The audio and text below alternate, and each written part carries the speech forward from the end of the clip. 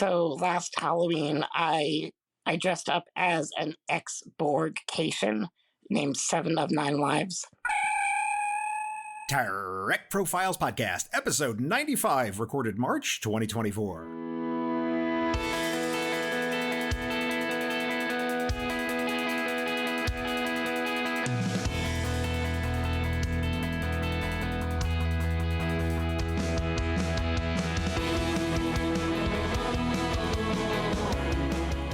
This is the Trek Profiles Podcast, where each episode we talk with a Star Trek fan. We hear their fandom story and we try to figure out why we all love Star Trek so much. I'm John, your intrepid host of this whole enterprise, and I welcome you to this, Trek Profiles, episode 95. If you wish to get in touch with us, you can reach us at feedback@TrekProfiles or on Facebook, Twitter, or Blue Sky, all at the same handle. You guessed it, Trek Profiles. Spoiler warning, my humans. On this show, any episode of Star Trek may be discussed at any time. You have been warned. As always, my trusty sidekick and co-host is the delightfully direct, dazzlingly demure, but never dowdy M5 Multitronic unit. The M5 is online. M5, let's do the housekeeping. News posted. This is an independent show. If you'd like to support us, the best way to do that is just to follow us wherever you are getting your audio. We are on all the major places, and your following us helps other Trek fans find us.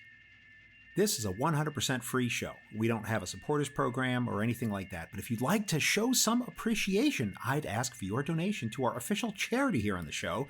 That's the Children's Fund for Glycogen Storage Disease. There's a link at trekprofiles.com/donate to give directly to the charity if you'd like to participate.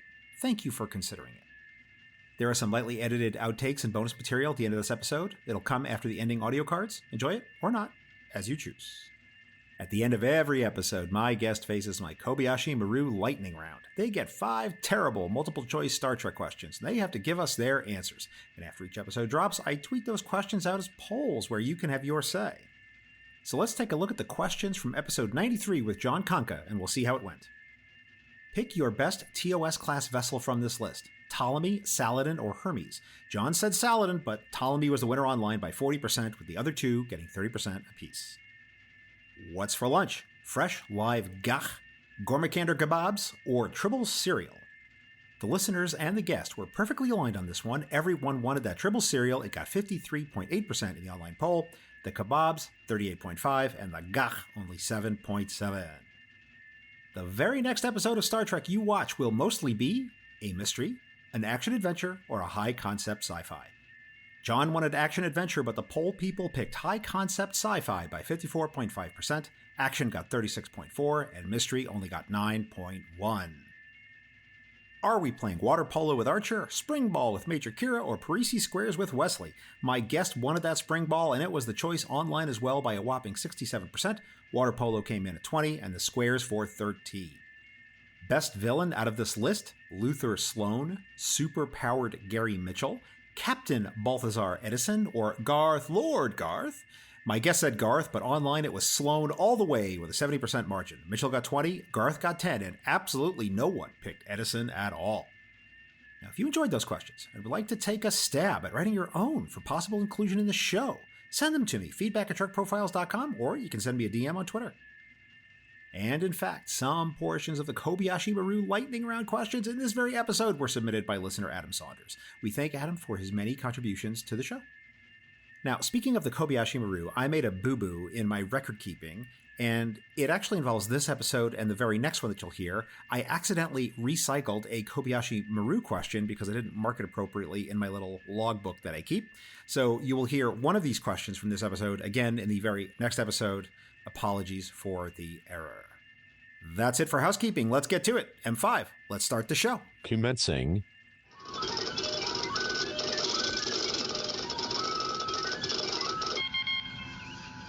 Their favorite character is the EMH. They also love the Trills and Luoxana Troy. They are from Binghamton, North America, Earth, in Sector 001. It's Jennifer Lee Rossman. Welcome, Jennifer, and thanks for being on the podcast. Thank you for having me. Jennifer, are you a Star Trek fan? Yes. And how did you get beamed up into Star Trek? Talk me through how you discovered this pop culture phenomenon. So I watched some of it when I was a teenager. My mother tried to get me into the original series, and I just didn't get it, really. Okay.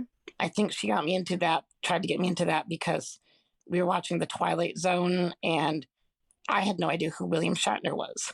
Okay. I watched some of Next Generation and Voyager as a teenager. I think mostly because Jonathan Frakes was on Beyond Belief, Fact or Fiction, and I was in love with him. Okay. But I was kind of like watching it in the background of my life. I wasn't obsessed with it. Then, before the third season of Picard came out, the one nerd who works at my group home was so excited about it. And he was complaining, like, my wife doesn't like this, my kid doesn't like it, none of my coworkers like it. You're a nerd. Will you watch Picard with me? And I said, sure, I'll get caught up on the first two seasons. And I realized I have no idea who these people are. Like, I know who Picard is. Yeah. I don't know what he's referring to. I don't know who this person is. I don't know what's going on. So I decided to rewatch Next Generation. And that was in the fall of 2022.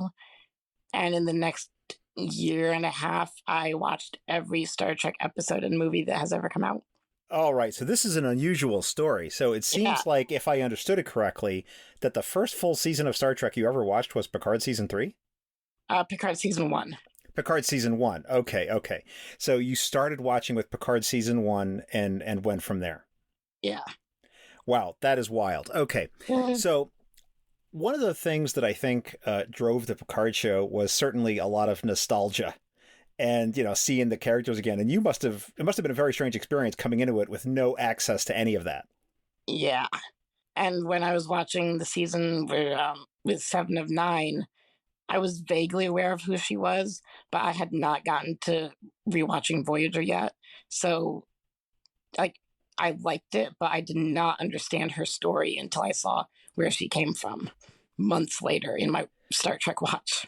You are probably one of the very few people I've ever interviewed that started at the end. And I imagine it must have been really strange experiencing 7 of 9 in Voyager after having seen Picard. I mean, tell me just how your entryway into that was. What did you think of the character watching her in Voyager, knowing sort of how she ends up at the end? Because most of us did not have that experience. I was so proud of her. Seeing her in Picard, it's like, okay, this is a cool character. But from where she started off, this barely able to connect with humanity, not knowing who she was, and then she becomes the captain of the Enterprise. Like, that is the biggest character arc I can think of. Awesome. So, okay. So you started with Picard, and then how did you decide what order you were going to consume all the Star Trek in, since it sounds like you binged it pretty much? It was pretty much chaos. I watched Next Generation because that was the most relevant to Picard. Uh-huh.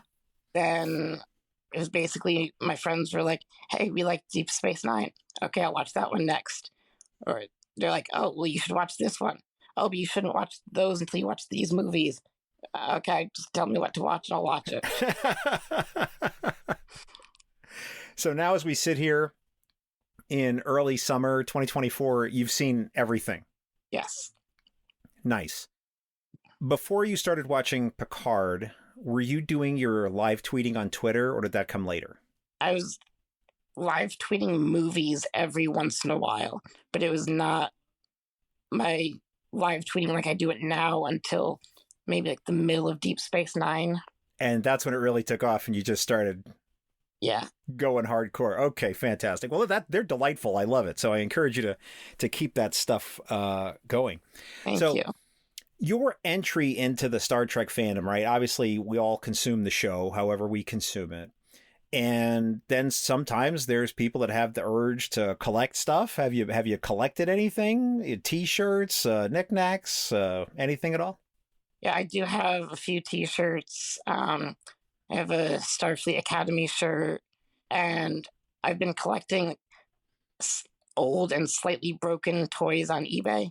Nice. Like things that other people might not care about for collector's value, but like I don't care about that. I'm gonna collect it, and I should finish him sometime. But I also bought a very like scuffed up Captain Kirk, and I've been painting him to change his shirt and give him a mustache so he is Sam Kirk.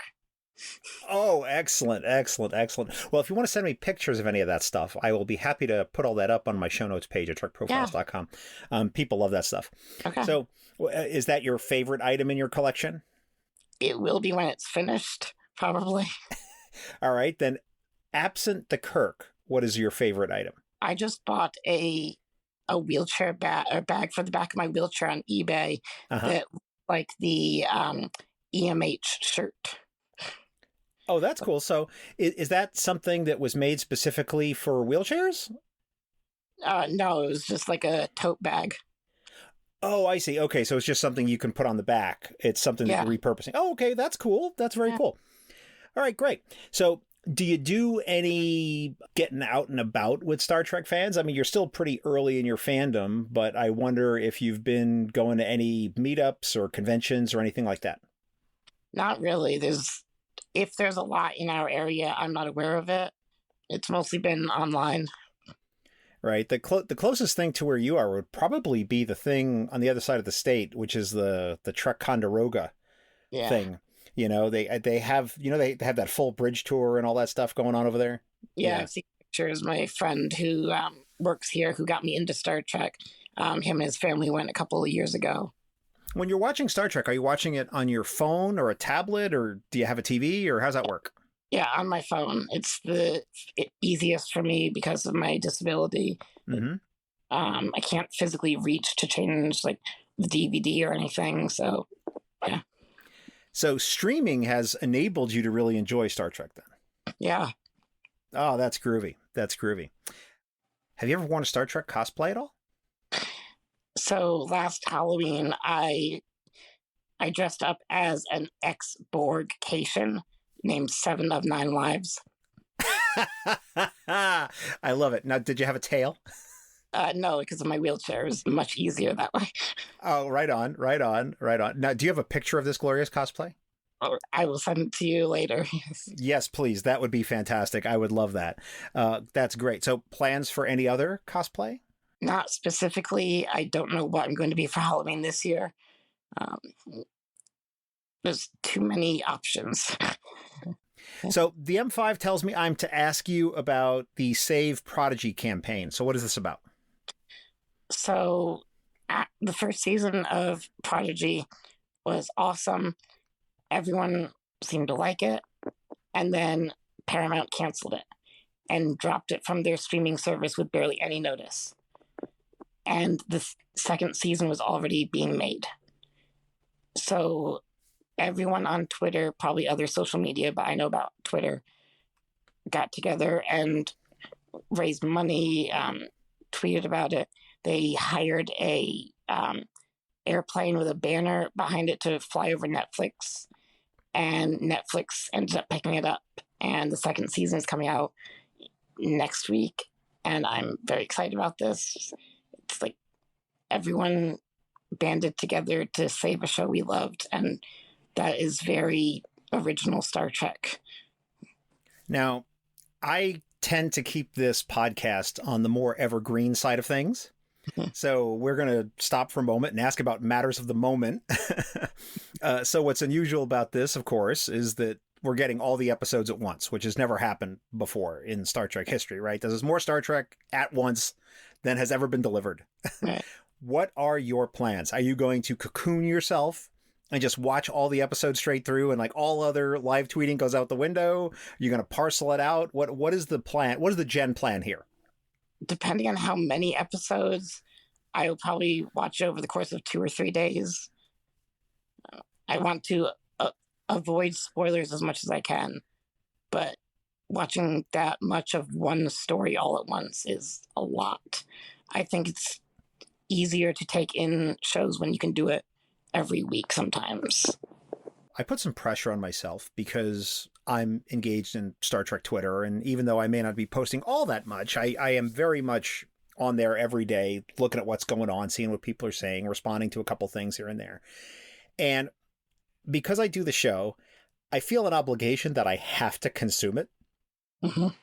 I don't feel like I want to sit down and watch 10 episodes or 20 episodes of Prodigy back to back, but I feel like I'm going to have to, because I'm going to have to avoid spoilers, and I just need to consume it. And I might have a guest on who wants to talk about some of it, and then I'm just going to have to consume it anyway. So I almost feel like and I know that this sounds bad. It's not bad, but I feel like I'm being force fed it. Right. I don't know. I don't know if you want to react to any of that. Well, yeah, there's that when you're involved in this community, people expect you to have seen the latest episode as soon as possible so they can talk about it. But other people haven't seen it yet, so you can't spoil it. So is a balance of wanting to talk about it, but not wanting to ruin it for others. And I think if they did smaller chunks, there would be more time for people to discuss it and get excited about it and anticipate the next episodes. And I'm disappointed that they aren't doing that, but we're getting a second season and I'm happy anyway. As someone whose experience of the Star Trek fandom is primarily through social media, in your case, I often see Star Trek fans criticizing the experience of the Star Trek fandom online. Oh, it's terrible, it's a hellhole, it's a sewer, it's awful. What's your reaction to that, and what's your experience been like? There are terrible people in every community. For the most part, Star Trek fans seem good. It's when you get to a subject that a section of the population does not like, that's when it gets toxic.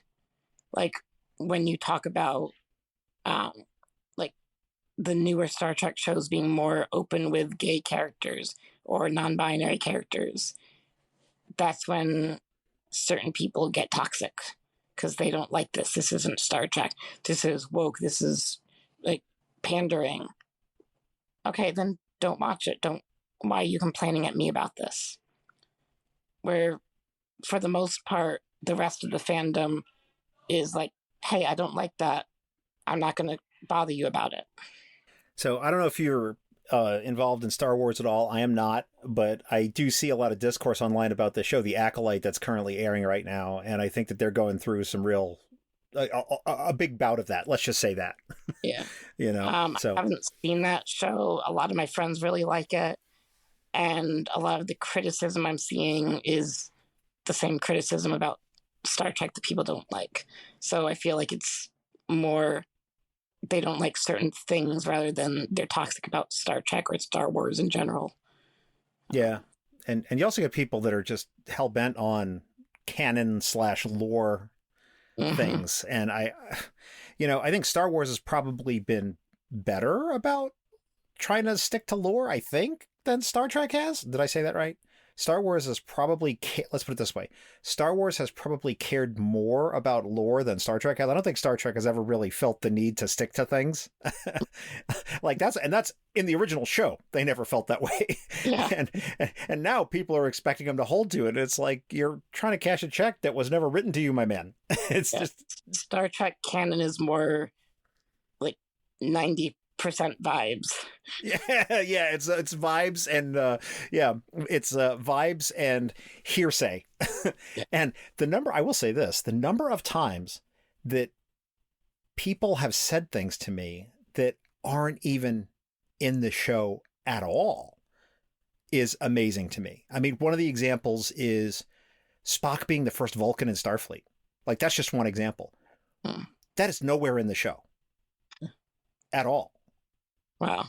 Like, at all. I mean, now they may have done something like more recently in some of the more streaming era stuff about that, but people were saying that a long time ago, and that is not in the original series or animated series or in any of the movies, and in fact, it's even contradicted by the fact that they had a starship full of Vulcans, right? The Intrepid, right?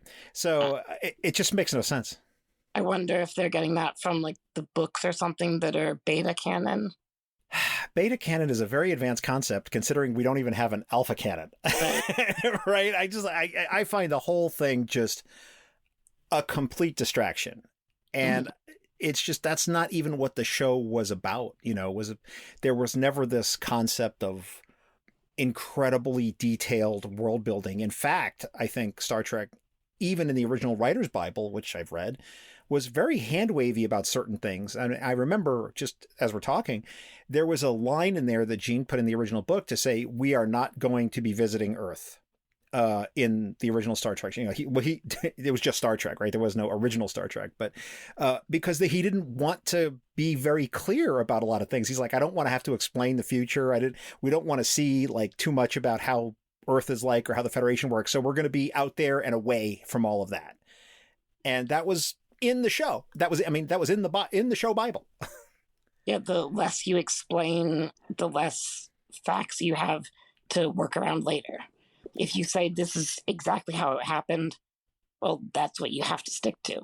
If you just say there was a war, okay, there was a war. It could be any war. We can make it up later. Yep, right on. So I understand from your Twitter profile that you also play Star Trek Adventures, and that's another way you're interacting with the Star Trek fandom. How's that experience been for you? It's been great. It is my first time playing a role-playing game of any sort, and it was a new skill set for me to learn, but my character is a Trill, and she is a I always forget we made up a job for her.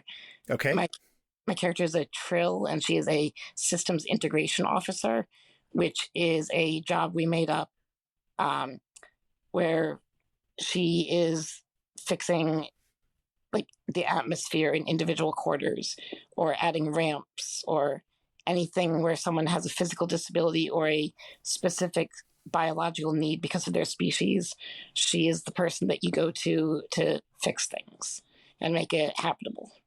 Okay, so if a Horta crew member comes on board, she'd be involved in setting all that up and making sure that the Horta has plenty of rocks to eat on. Basically, yeah. Oh, that's awesome. That's awesome. Now, I'm not familiar with Star Trek Adventures, but I am familiar with role-playing games. So is this, you have a character sheet, you have attributes, and you have a dungeon master type, game master type person running the show? I assume it's all like that? Yeah, it's a little less technical and fiddly than Dungeons & Dragons. It's like we can play an entire session without referring to the character sheet, except for like, oh, well, we need to fix this machine. Okay, you've got a focus in computer engineering. You can score slightly higher on your roll because of that. But there's not specific things like you can only shoot this many feet and this many times per game. It's a lot more story driven, and it feels like an episode of Star Trek. Oh, see, I love that because when I was playing Dungeons & Dragons back in the day as a kid, I was in this one group that I swear, like, they were just in love with the mechanics of the game. And like 90% of the sessions were all about like, well, exactly how many feet is the dungeon? Like, okay, and let's start a piece of graph paper. And okay, what if there's a trap here? Well, how many feet can I move around it? And what is the height of and it's like, guys, this is not fun for me. Like, I am just not into this at all. I mean, there's a little bit of that I can get into, but this is just, graph paper and protractors is just not what I'm here for.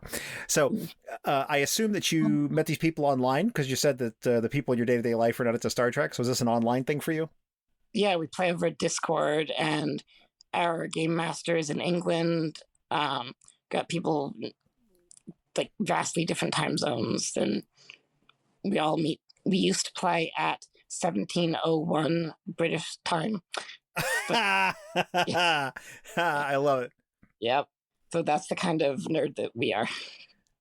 That is glorious. That's 5:01 in the afternoon. So to translate that for people who are not familiar with military time. But that is, in fact, glorious. So, all right, Jennifer, I think it is about time to talk about some episodes. The M5 has a list that he has prepared for us. Are you game? Yes. All right, so we are going to start with Dr. Bashir, I presume. That is Deep Space Nine, Season 5, Episode 16. And this, of course, is the one where we meet Dr. Bashir's parents because he is the target of a project to build a new version of the EMH. And we, of course, discover that he's been genetically engineered, and there's a whole thing about that. And his dad ends up going to prison. So what I want to know from you, Jennifer, is what in this episode appeals to you? Why did the M5 put it on the list? Why do you care about it? So I'm autistic, and from the beginning of Deep Space Nine, I identified with Julian. I thought, this is a very strange little man, and I think he's autistic. I love him. I want to protect him. And then to learn 5 seasons in that when he was little, he was like behind all the other kids. And then his parents felt like they needed to fix that. It feels a lot like when autistic kids or just anyone with developmental disabilities or anything is a little behind. It feels like it's a problem that needs to be fixed. And the way his parents feel about that and are still calling him by his childhood nickname of Jules, it just really explained a lot about him. Like, this is an autistic kid who grew up and became something, and his parents still don't realize that he's a new person. They still think he's the little kid that they had to fix. It's interesting because there's a couple things going on here, right? I mean, obviously there's the whole part about them having to hide the fact that they did all that, right? That he had the operations or the transfusions or the genetic resequencing, whatever term we use for it. The other issue, I think, is something that a lot of parents face. I had this experience just the other day, is you have to recognize your kids growing up and they're not the person that they were. And the other day I had to take them somewhere and I had to drop them off for an event. And it wasn't really the best place. I mean, it was okay, but I was like, ugh, should I walk him in? Should I just drop him outside? And I was like, you know what? My kid is 16. He's going to be off to college in 2 years. He can navigate this. and I kind of had to check myself, and I was like, all right, here, get out, get out of my car and go find your way. Right. And you just got to recognize that these kids are growing up. And I think these people never made that. They never quite got to that point. Yeah. But and I also noticed that there's like a parallel between what's going on with the EMH stuff too, because the EMH is fine. He works. It's a perfectly fine program, but they still want to upgrade it. And to connect that with Julian's story where he wasn't good enough, even though maybe he was fine, maybe he would have been fine. They need to change the program to make it work better for everyone else. Feels a lot like what they did for Julian as a kid. So I don't know a lot about autism. It's not something I have an experience with. So tell me a little bit about how you came to identify the character of Julian Bashir as autistic. What are the markers that you saw that made you think that? Every autistic person is different. So I'll just refer to myself and how I identified with him. But he is overly enthusiastic about things no one else cares about, to the point where he's trying to share his life with people. Hey, look at this cool new science thing I did. And everyone else is like, I don't care. Yeah, but look, isn't it cool? Okay, fine. And he just continuously, at least in the beginning, the first few seasons, does not pick up on social cues at all and seems perplexed by humanity. And that's, and he is human. He should be able to identify with humanity, but he doesn't. And when I try to communicate with people, we're speaking the same language. Mm-hmm. I have a rudimentary idea of how body language works. Why is this not working? What is happening between my brain and your brain where you don't get me? And you don't care about this new shiny rock I found. Well, personally, I love bright, shiny rocks. So I think that's awesome. And I would love to see them. Is it possible that the autism that you see in Julian is a byproduct of the treatment? Or do you think that that was innate to him before? Yeah, that's an interesting question, because it definitely could have been there, but not evident because of his other issues that, like, I think his mother said he couldn't tell a cow from a horse or something like that. And when you struggle that much generally with school and things, it would be hard to tell if he was also struggling socially. It'd be interesting to have like a Star Trek version of What If, where they let him grow up unaltered and see how he is. All right, let's talk about Someone to Watch Over Me. And this, of course, is a Star Trek Voyager episode, Season 5, Episode 22, where we have a whole sort of relationship that plays out between the EMH and Seven of Nine. Two of my favorite characters, by the way, on Voyager. So why is this episode special to you, Jennifer? What's it all about? So Seven of Nine is another character that I identify with very strongly, just like with Julian. Mm-hmm. She had a normal childhood, as normal as you can have growing up with parents like that. But you casually say, I'm sorry, I don't mean to interrupt, but you say parents like that. They are literally the worst parents in Star Trek. I mean, worse than Worf Dad is that guy. Yeah. He's terrible. I'm sorry, continue. No, like they are. But as far as like her development is concerned, she had a normal enough childhood. And then traumatic events happened to her, and trying to reintegrate into human society is where I feel like she is also an autistic, parallel is not the right word, my brain just died. It's okay. She also feels like a autistic coded character for me. Okay. Where she understands humanity on a scientific level. And in this episode, it starts with her like documenting Tom and B'Elanna's relationship, because she does not understand romantic relationships, so she's going to study them. And she's very blunt about everything. And even when she's trying to ask the one engineer out on a date, she says that the wrench he dropped is a safety hazard. And she thinks that's completely normal flirting. From there, it kind of becomes Star Trek My Fair Lady. Which, right on. I get you. There was nothing wrong with Henrietta. No, I wrote a gender swapped version of it once, and her name was Henrietta instead of Henry. There's nothing wrong with Eliza. She just doesn't fit into your society that you want her to. There's nothing wrong with Seven.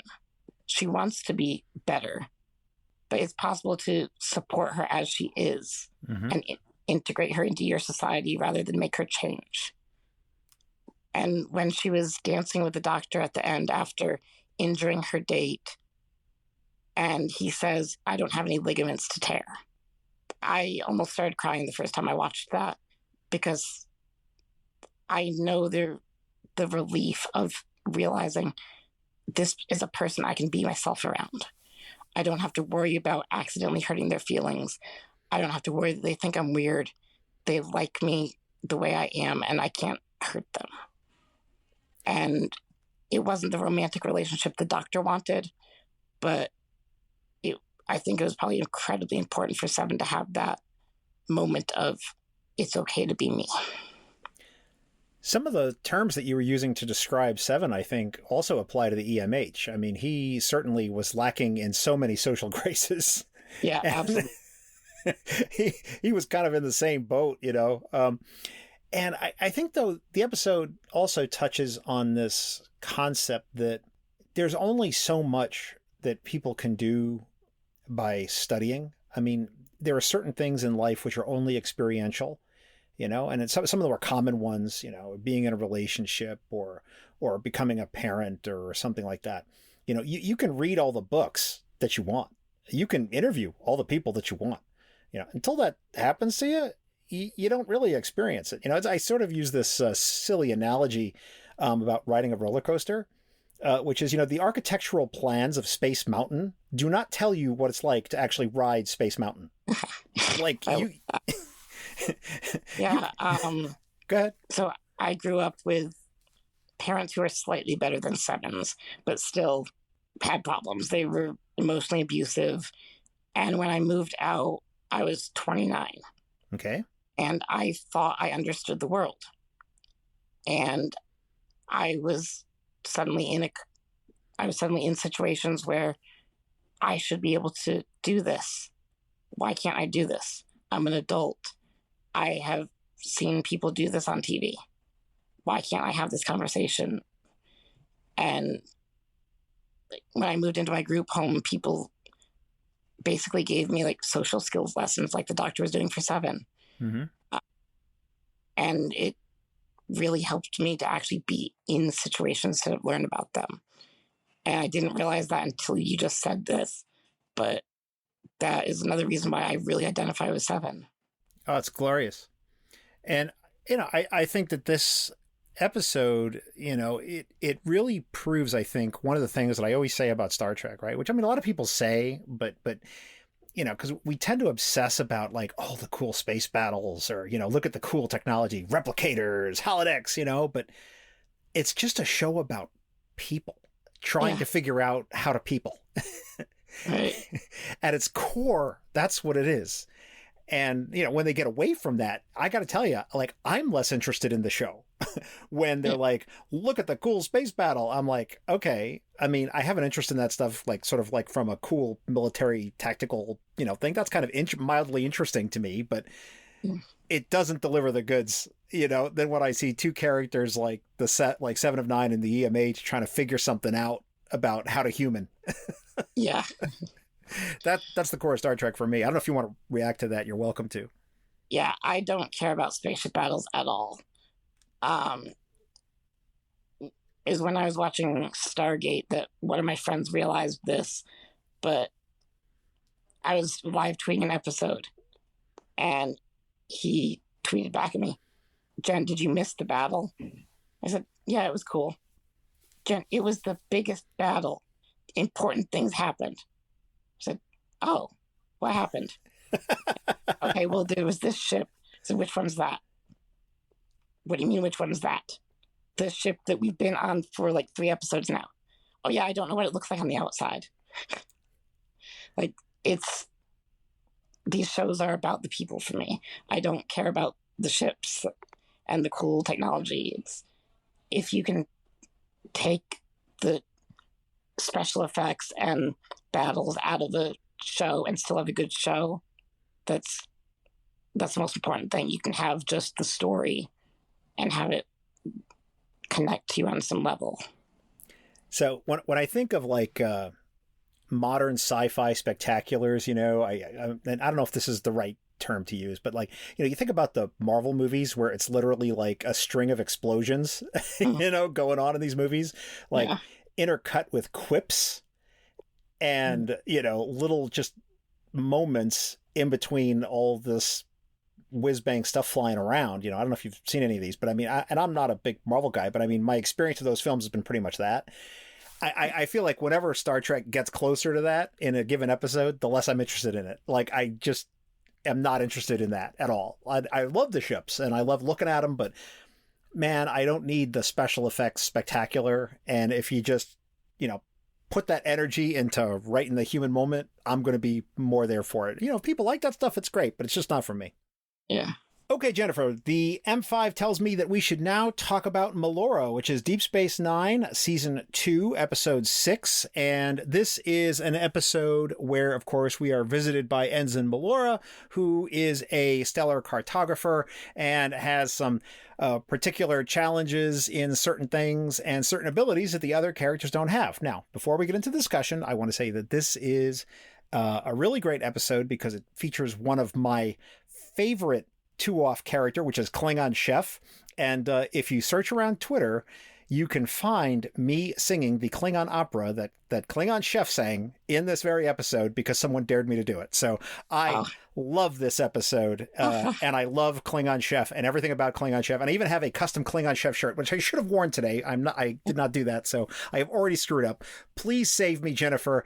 Please save this discussion and tell me what is so special about this episode for you. Melora is not disabled on her planet because of different gravity. And that really limits her ability to go to other planets. And when she goes there, she needs to use a wheelchair. And right off the bat, it's a wheelchair user in Star Trek. That's awesome. But the fact that she isn't disabled at home, where her unique biology is accommodated for, that spoke to me immediately as well, because I'm fine in my environment. It's when I need to go into the real world where things are not designed for me that I have issues. And I don't know if the way she's commenting on the design of the station and why would you put a step there? Why would the door be shaped this way? It's all things that were designed by people who do not need to use mobility equipment. The way she is so defensive and assumes people don't have good intentions is unfortunately probably more true than it should be. Because when you live your entire life not being welcome somewhere, it gets to you. You can be the most polite person and hope for the best, but part of you is always going to assume the worst. And that felt like a really realistic depiction of what it feels like to be disabled in public. I just love that she didn't get cured in the end. The entire episode, I was like, the first time I watched it, I was trying not to get attached because I knew this is science fiction with disability. It is going to break my heart. But she realized that the cure is not for her. It doesn't feel, I think she said, it doesn't feel like me anymore because it's okay to be disabled. It's okay to identify as disabled and not want to be cured. And because the very idea of a cure implies that there's something wrong with her. Right. And if the person wants treatment to have more abilities, that's fine. But it's also fine not to want them. And for Star Trek in, was this the 90s at this point, to be saying that, like, that's important. I'd agree with you. I think it's a spectacular episode. I think a lot of it, too, hangs on the performance of the actress. If she was just, a little butterfly flapped its wings a little differently, I think she'd come off as terrible, as like a hateful character. And I think that getting the right person in that role, the casting just had to be spot on. And it was. And I thought she just did a fantastic job. What was your opinion of the whole sort of tentative Julian Melora romance issue? Julian dates too many of his patients. But in this case, she was kind of a partner in her treatment.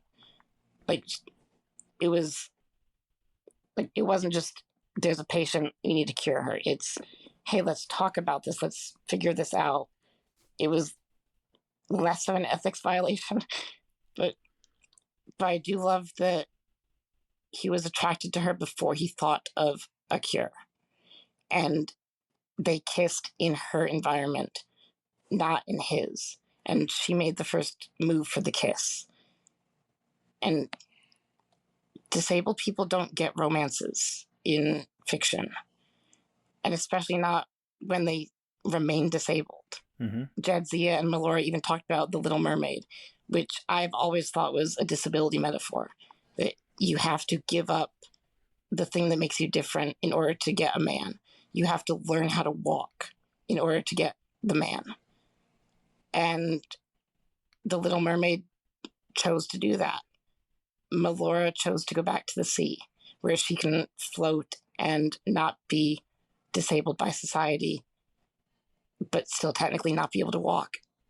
And I think that's the only time I can remember seeing something like that, where it's okay to choose to be disabled still. Yeah, it's a beautiful message. I completely agree with you. And I don't think that anything detracts from that in the episode. I think it really delivers on that. So one thing I noticed that doesn't relate to the entire theme of the episode, but because of Melora's treatment, when she got shot by a phaser, she didn't die when she should have. It seems like Julian accidentally discovered a way to make people phaser proof, and they have never gone back to address this. Well, we'll put that in the same category as the warp 4 speed limit. Right. The number of things that get dropped along the way is just so huge, and it's fine. It's fine. you just gotta kind of press the I believe button and move on, right? I mean, Star Trek does that to us all the time. It's always been part of the show. All right, let's move on. Let's talk about another episode. Let's talk about Life Signs, and this is Star Trek Voyager Season 2, Episode 19. And this, of course, is where the Doctor falls in love with Dr. Pell, a Vidian patient whose life he saved. And meanwhile, we also got the Tom Paris insubordination plot happening. Now, I just want to say that this episode is actually one of my favorite episodes of all Star Trek. And it is. And just so you know, Jennifer, I had these questions when I first started doing the show. I'm up to episode 90 something now, but when I first started doing the show, one of the questions I got was, are you ever going to be a guest on Trek Profiles? Are you going to do your own, like an Uno reverse card episode? And so what I did was I had past guests come back and I had them interview me. I gave each of them one specific thing to interview me about from Star Trek. So it was kind of like this mishmash. And that's the Star Trek podcasting extravaganza episodes. There's 3 of them. And so if people are interested in my point of view on Life Signs and why I love it and why it's a very meaningful episode for me, they can go back to Podcasting Extravaganza where I talk about that in depth. But it has to do with the fact that my wife has a genetic disease. So it's a thing that matters a lot to me. So anyway, I just want to say I'll put up a link to that in the show notes and people can go there if they have an interest. But we're here to talk about you. So why does this episode matter to you? So for the same reason as Melora, Life Signs is about a disabled woman who does not get cured, still finds romance, but they do it in a different way as Melora. Where Melora, the romance was kind of like the side plot. Mm-hmm. In this, Life Signs is a romance story. So the way Melora describes being affected by the phage, healthy people avoid you. We don't leave the house much. Why don't my friends want to come over anymore? And all of those make complete sense if you are infectious, but they also make sense for if you're growing up and you're disabled. And when the Doctor first shows interest in her, she tries to keep the relationship professional. And I feel like that was because she had never actually considered, what if someone is interested in me? How would I react? I think, putting myself in her place, it feels like, nope, this is weird. I don't like it. I'm going to shut this down immediately. And at first, she does not want to be returned to her own sick body because no one has ever been romantically interested in her like that. But at the end, when she is in her own body, she is sick, she looks sick, the Doctor still dances with her, the Doctor still touches her face. He learned how to dance for her, and that showed her that she is still important. She is a person, she's a woman, she's desirable still, and she is disabled and disfigured and sick, but she can still matter exactly the way she is. I think that's, if you included that in Melora, it would have been too much plot. Yeah, it would have been a lot for one episode. Yeah, so I'm glad that Voyager had its own separate, just romance plot, and I'm in love with the Doctor. That's EMH stands for Emergency Medical Husband for me. So for it to be a disabled girl falling for my favorite character, and I think it helped him learn how to be human as well. This was season 2. Was this the first time he downloaded a new program just for fun to learn how to dance? Maybe. You could be right. I didn't watch it all of Voyager in sequence to this, but it seems about right. I can't remember him doing it before that. And so it's 2 people who don't fit into society normally finding themselves by finding each other, because they go their separate ways, but they are still better for falling in love with a disabled lady. That's important to me. If you love the EMH, I'm curious as to your opinions on Dr. Zimmerman. And we've already talked about Dr. Bashir, I presume. So we've got some of Dr. Zimmerman there. And of course, he's in Voyager a fair bit too. So I'm curious as to what you think of the Zimmerman character. I don't love him as much, but I love how they did, like, his hair is more messy than the EMH. So you automatically look at him and think, oh, this guy has issues. I love him. Like a more problematic version of the EMH, where like, you can tell how the EMH got his personality, but he has since improved on it. Dr. Zimmerman is just, he's fine being the way he is. Yeah. I still can't get over the fact as I was rewatching the episodes for this, and I don't mean to go back to the other episode, but seeing him try to make a play for Lita, it was just whatever. You know, I was like, what is even happening right now? All right, let's talk about a little bit more serious episode. Let's talk about Star Trek Voyager Tuvix.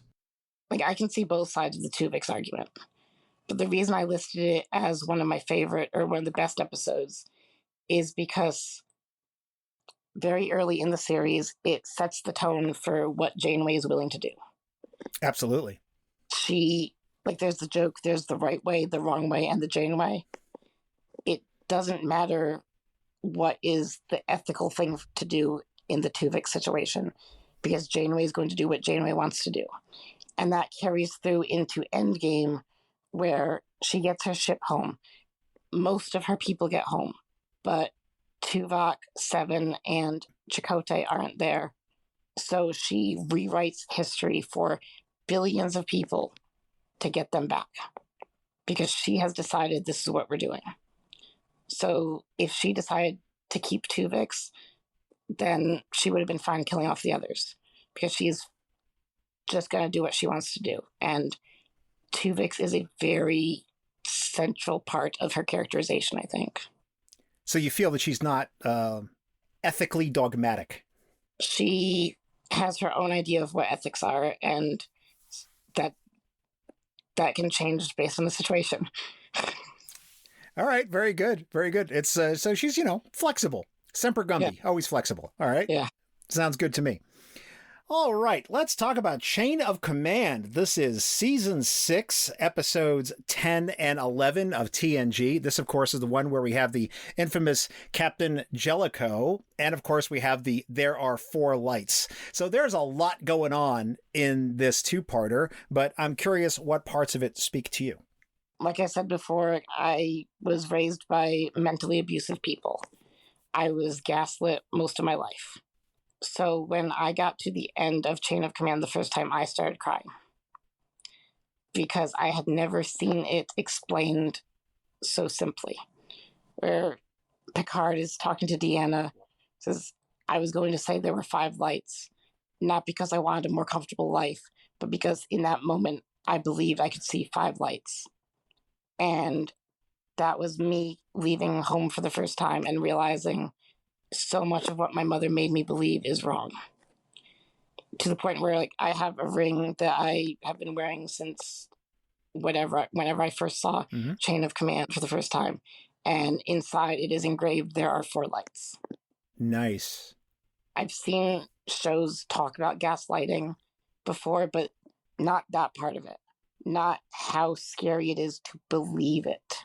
And when I was watching it this time, knowing where it was going, I saw that the metagenetic weapon that the Cardassians were developing feels like the same kind of emotional manipulation they were doing. It strips down a planet, takes everything out, kills everything that makes that planet alive, and it rebuilds itself in its image. They had to strip down Picard, literally. They had to dehumanize him so that they could build him into what they wanted him to be. And I think having this episode be the one where Deanna gets her official uniform is important, because it shows that the counselor, and therefore psychology, is just as important as all the other sciences. So that means that psychological issues and trauma are just as important as the physical ones. And I it made me cry. And I think it was the first time Star Trek made me cry. That sounds like a big moment for you. So for those who may not be familiar with the term, I mean, people throw it around a lot. Can you tell us what is gaslighting? So gaslighting comes from a play and a movie called Gaslight, where a man was using gas-powered lighting, among other things, I believe, to convince his wife that the house was haunted or she was going crazy. I don't remember exactly what or why, but it is the emotional and psychological manipulation of making people not trust what they believe so that you can tell them what to believe instead, so you can control them. Right on. So whenever Chain of Command comes up, the question I always have to ask, somewhat lightheartedly, but you can go deep on it if you want. Captain Jellicoe, hero or zero? He is a good captain, but I don't like him as a person. Say more about that. He is rough. He is not polite. I don't think I would get along with him. But probably having a 4-shift rotation makes it less hours each person is working. Putting Deanna in a regular uniform is the best decision anyone has made in a while in that ship. Oh, that's a strong statement. Like, I can't think, like, it is giving her value. It's giving an entire section of science value. It's just one uniform, but it's saying you are not just the sexy lady with boobs. You are the important psychologist with boobs. Never change, like, Jennifer. Never change. Like, it's in a very big Picard episode. That was a really big Deanna moment that, like, I don't like Jellicoe as a person, but I love that he did that. Fair enough. Fair enough. Jennifer, we've spent a fair bit of time talking here about Star Trek. You've talked about the fact that the show has made you feel things. You're one of the employees in the group home where you live turned you on to Star Trek Picard, and you've fallen into a 900-hour binge of all of Star Trek, live tweeting most of it along the way. And you agreed to some internet rando messaging you saying, you want to come talk Star Trek? You said, yeah. So obviously Star Trek is something that's important to you. My question is, why does Star Trek matter? Because it tells stories through science fiction that you wouldn't be able to tell as easily without it being a metaphor. Like with the disability things, with gender things, and whatever you like in a show, there's a Star Trek character that you'll probably get attached to. Even when it's a character that I don't care for, there's the focus of the episode. There's a B plot that is fun for me. It's a really immersive world where maybe not anything is possible, but most things are possible. Things that should be possible now socially and in society that we don't allow. Like how easy Adira said that they wanted their pronouns to be they and them, when that's an issue for most people in modern world. It's not a utopia, but it's close enough. Well, Jennifer, I've enjoyed our conversation. I hope you have as well. I have. But the M5 is signaling me that it is now time for the Kobayashi Maru.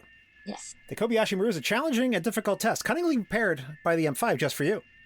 Should you not only survive the test, but pass it as well, the M5 will award you an honorary Star Trek title on behalf of our little program. Are you ready to face the Kobayashi Maru? Yes. M5, load the Kobayashi Maru simulation and prepare to record Jennifer's responses. Kobayashi Maru ready. Question 1. What are we ordering from Klingon chef? Rakt, gach, or Krata legs? Gah, because that's the only thing I will know what it is. Which destroyed planet would we like to visit on the holodeck to see while they were thriving? Zindus, Ceti Alpha 5, the Genesis planet, or Quajon? Zindus.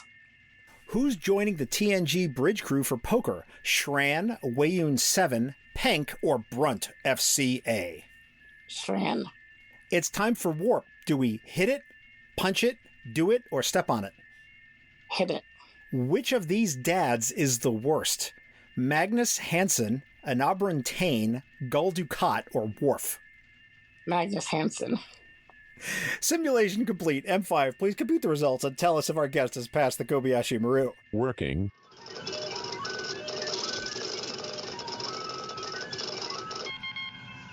Jennifer, I am pleased to tell you that the M5 has calculated that you have passed the Kobayashi Maru. Congratulations. Yay. And now, the M5, who has analyzed your answers, will award you an honorary Star Trek title on behalf of our podcast. M5, what title shall we award our guest? Jennifer is awarded the title of Operational Support Advocate for Region 23. Hooray. Jennifer, please tell people how they can get in touch with you, where they can follow you, where they can see all of your various projects, and anything else you want to tell people about. I am on Twitter at Jen L. Rossman, and you can find my writing on jenniferleerossman.blogspot.com. We will have links to all of that up on the show notes page up at TrekProfiles.com. Jennifer, thank you so much for being part of Trek Profiles. Thank you.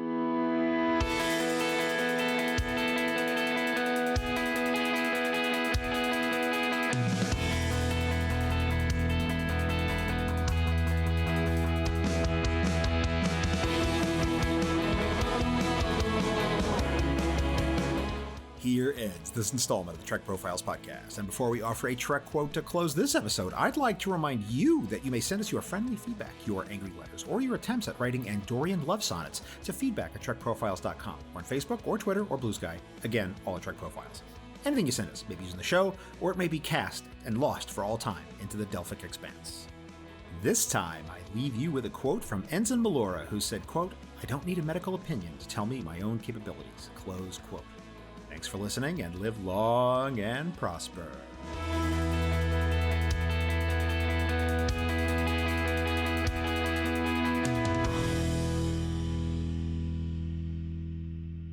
This handcrafted podcast is brought to you by Stars and Sky Media Lab.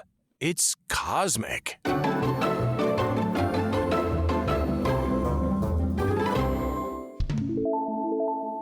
ahead and say something for me. Something for you. All right, excellent. All right, I see wiseassery is in full effect this morning. I approve. That is excellent and wonderful. So, all right. Well, hey, it is a delight to meet you. Yes, you too. And thank you for agreeing to come on my little show and talk about Star Trek. I'm always thrilled to meet folks, especially that I follow on Twitter. Yeah, I love talking to people about this, and most people in my real life don't care. We are in the same boat in that regard. Oh, wow. I have not been there. In fact, this is probably more than you want to know, but I have childhood issues with that whole part of the state because my family owned some property in rural upstate New York, not far from Ticonderoga. And when I say rural, I mean rural. And I spent my summers up there, and my parents would always send me down to Farmer Kilburn's place to get them out of their hair. And Farmer Kilburn always had projects for me. And I was a city kid from New York, so it's like oh man, it just doesn't hold the same allure. Boom diggity, we're done. Was that okay for you? Yeah, that was fun. All right, good. I'm glad. It's always important to me that my guest has a good time on the show. I want to make sure it's a positive experience. But hey, I want to ask you, if you have a minute, I want to ask you, how you feeling about Babylon 5 right now? I love it. It works very well for the way my brain interprets symbolism. Like I picked up on what I was calling jacket symbolism. Oh, yeah. Where every time Sheridan had his coat open, he's unofficial right now. And then in the third season, he literally just leaves his jacket behind on purpose because they're leaving Earth. I love how much thought they have put into this. It works so well with my autism.